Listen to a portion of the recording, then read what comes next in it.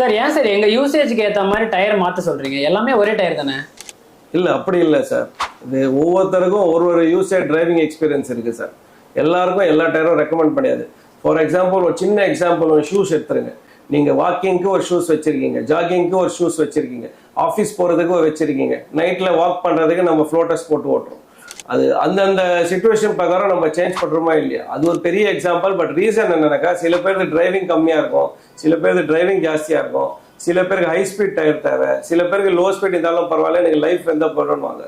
So first நான் கஸ்டமர்கிட்ட கேட்கறதே, input கேட்கறதே அவங்களோட யூசேஜ் எப்படி, அவங்களோட எவ்வளோ யூசேஜ் பண்றாங்க, எவ்வளோ ஓட்ட போறாங்க வண்டி, எந்த கண்டிஷன்ல ஓட்ட போறாங்க, அதுக்கு ஏத்தாப்போல நம்ம பிராண்ட் வைஸ் ரெக்கமெண்ட் பண்ணி. பிளஸ் பட்ஜெட்டும் ஒன்று இருக்கு. என்னோட ஃபர்ஸ்ட் கேள்வி கஸ்டமர்கிட்ட வரதே அதுதான், what is your budget. Budget கேட்கற காரணம் வந்து அவங்களுடைய பர்சனலா எதுவும் அட்டாக் பண்றதுக்காக இல்லை. பட்ஜெட் தெரிஞ்சதுன்னா அவங்களுக்கு ஈஸி ஆயிடும் டெசிஷன் எடுக்கிறதுக்கு, இல்லைன்னா கன்ஃபியூஷன் ஆயிடும். நான் என்ன ரெக்கமெண்ட் பண்ணுவேன், அவர் என்ன ரெக்கமெண்ட் பண்ணுவாங்க. ரீசன் அதுதான், 100% அதனால ரீசன் தான். அவங்களுக்கு என்னன்னா ஒரு டெசிஷன் மேக்கிறதுக்கு ஈஸி ஆயிடும். பிளஸ் அவங்களுக்கு எது அவங்க யூசேஜ் பிரகாரம் எது ஃபேவரபிளோ அது அவங்களுக்கு ரெக்கமெண்ட் பண்ணிடும். இதுதான் ரீசன்.